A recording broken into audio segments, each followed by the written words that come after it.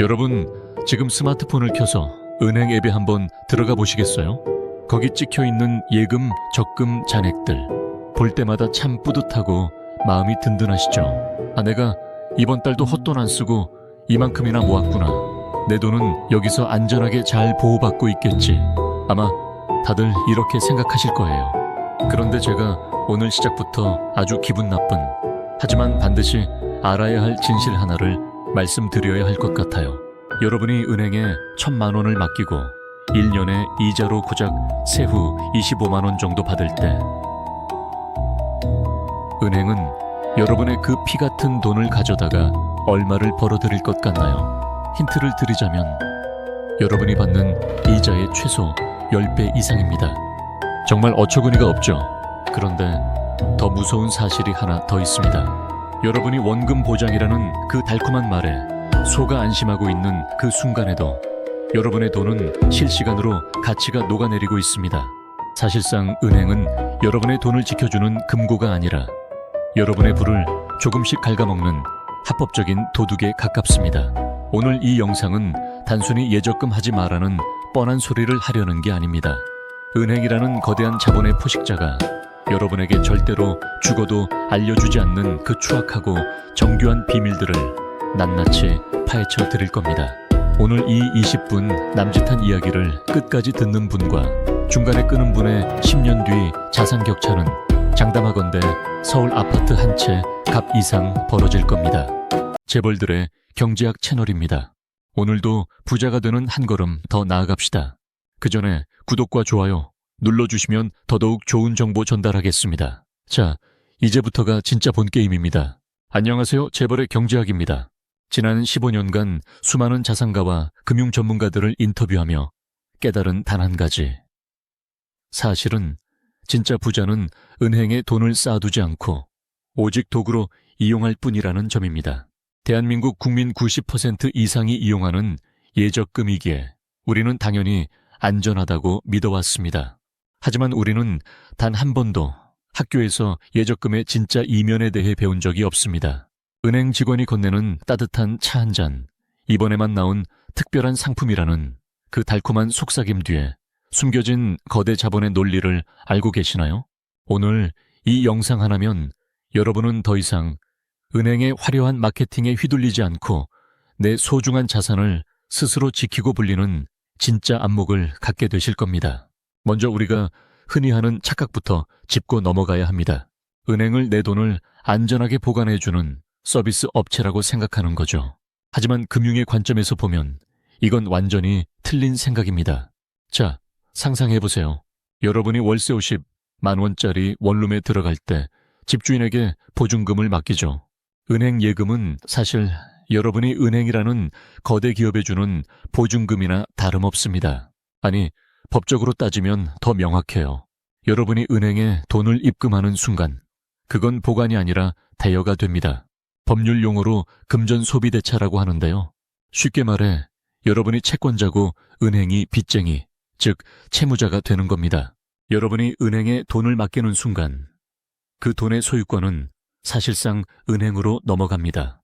은행은 여러분에게 아주 싼 값에 돈을 빌려다가 그 돈을 대출이 필요한 다른 사람에게 비싼 이자를 받고 빌려줍니다. 여기서 생기는 예대마진, 이게 은행의 주수입원이죠. 그런데 이게 다일까요? 어림도 없습니다. 은행은 지급준비율이라는 마법 같은 시스템을 사용합니다. 여러분이 1,000만 원을 맡기면 은행은 그중 100만 원만 남겨두고 나머지 900만 원을 또 빌려줍니다. 그 900만 원은 다시 다른 은행으로 흘러들어가고 거기서 또 810만 원이 대출로 나갑니다. 이런 식으로 여러분의 돈 1,000만 원은 시장에서 수억 원의 가치를 창출하며 은행의 배를 불립니다. 여러분은 고작 3% 이자에 감격하고 있을 때 은행은 여러분의 돈을 씨앗 삼아 수천 %의 수익 구조를 만드는 셈이죠. 정말 기가 막히지 않나요? 은행 매장에 깔린 화려한 대리석, 직원들의 높은 연봉, 강남 한복판의 임대료, 그 막대한 비용이 다 어디서 나올까요? 네, 바로 여러분이 맡긴 돈으로 번 수익에서 나옵니다.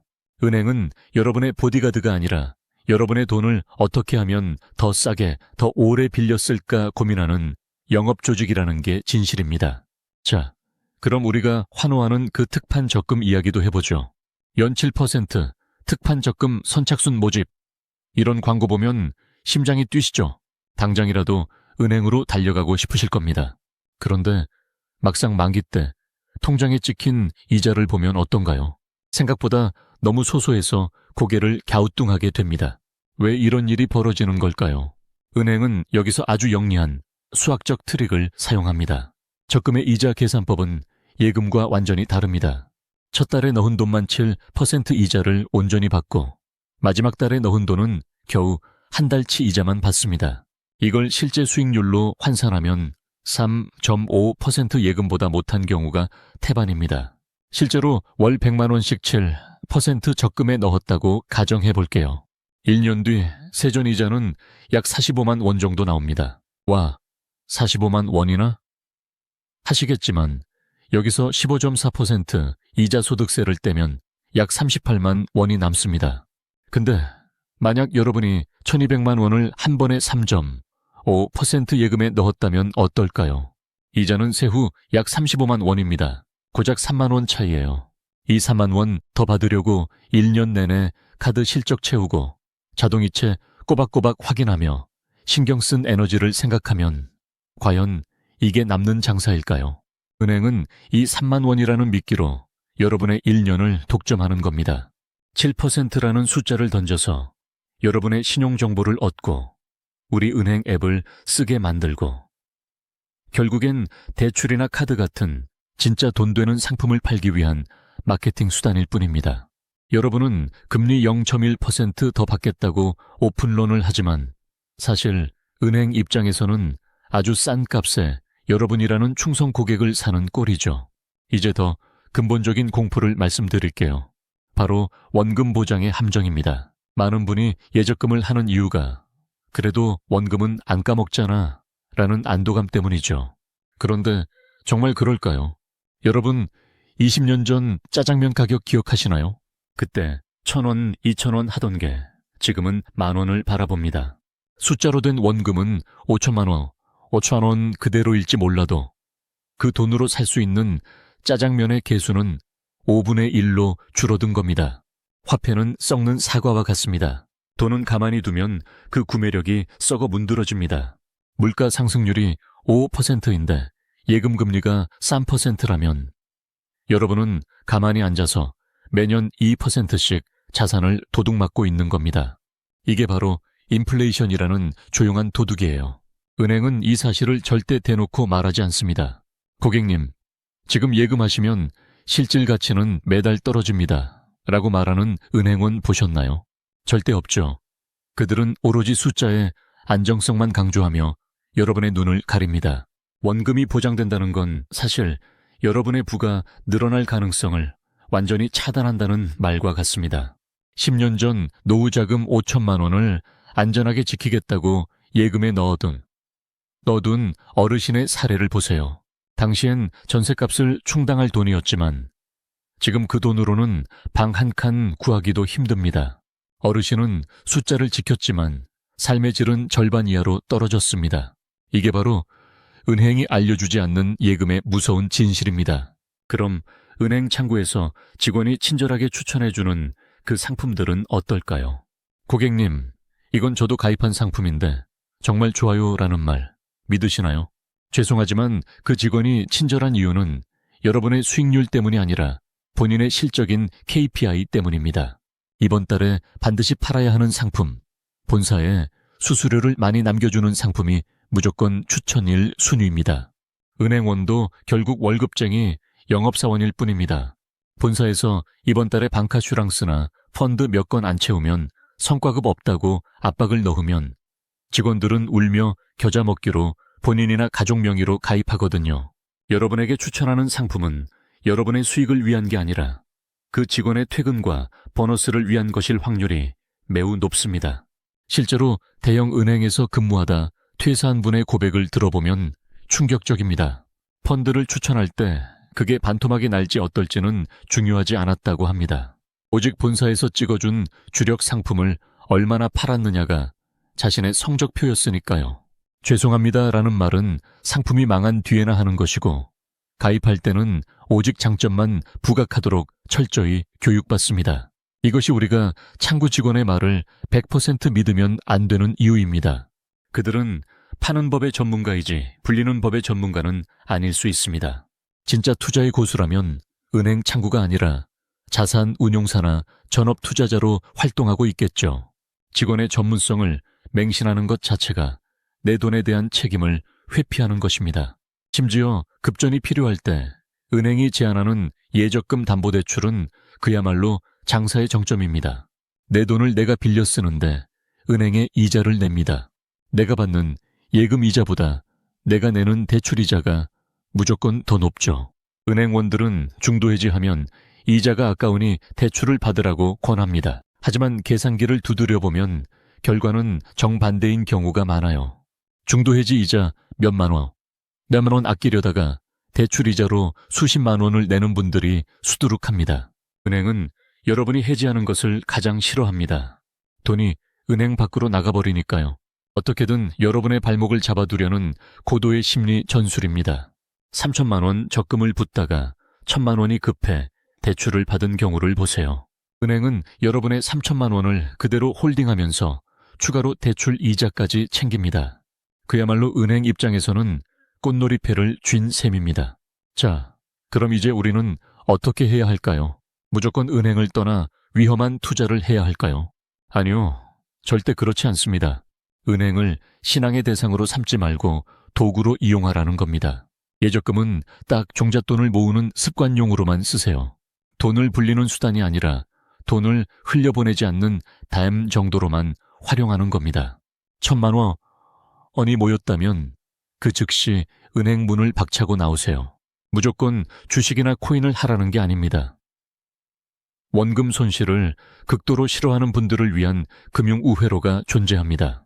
바로 발행어음과 국공채 채권입니다. 증권사에서 판매하는 발행어음은 은행 예금과 구조가 거의 비슷하지만 금리는 보통 1에서 2% 정도 더 높습니다.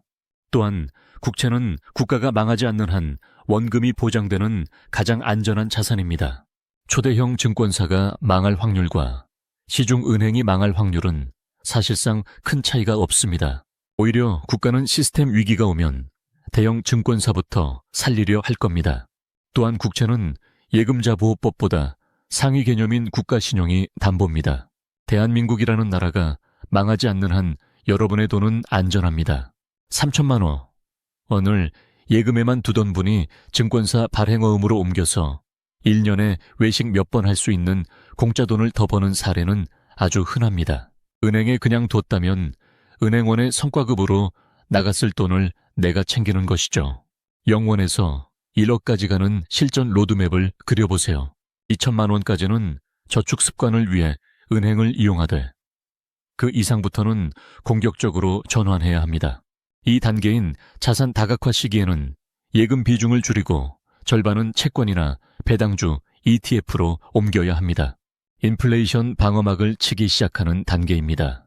3단계인 5천만 원 이상부터는 은행은 오직 현금 흐름과 신용거래를 위한 통로로만 쓰세요.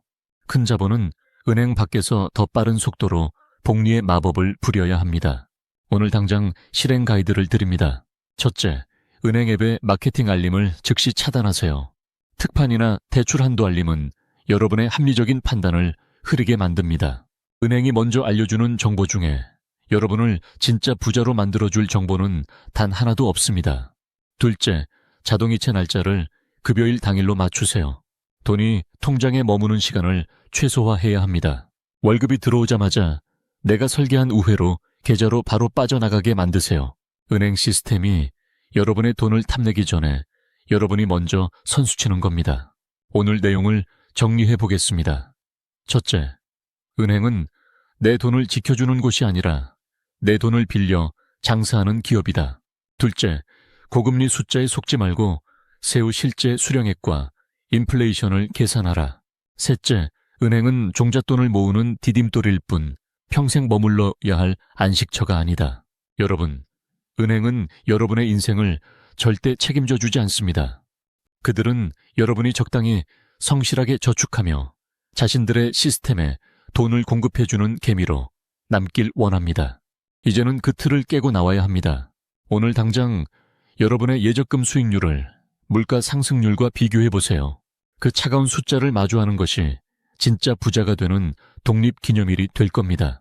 남들 다 하는 대로 해서는 절대 남들보다 앞서갈 수 없습니다. 은행이 짜놓은 판에서 놀지 말고 여러분만의 판을 짜시기 바랍니다.